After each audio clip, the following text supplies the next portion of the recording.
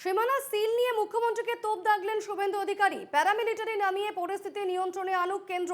জাতীয় সড়ক এভাবে বন্ধ করা যায় না। রাজ্যপাল ও কেন্দ্রের হস্তক্ষেপ দাবি শুভেন্দুর।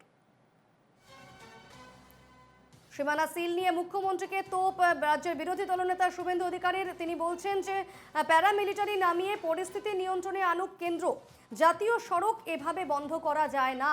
রাজ্যপাল ও কেন্দ্রের হস্তক্ষেপ দাবি করছেন শুভেন্দু অধিকারী। যে পরিস্থিতি এই মুহূর্তে হয়ে রয়েছে তাতে রাজ্যপাল এবং কেন্দ্রের হস্তক্ষেপ দাবি করছেন বিরোধী দলনেতা।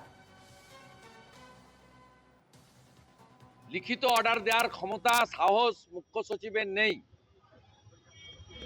সেখানে গাড়ি দাঁড়িয়ে আছে হাজার হাজার। মুখ্যমন্ত্রী জানেন না ডেমোগ্রাফি।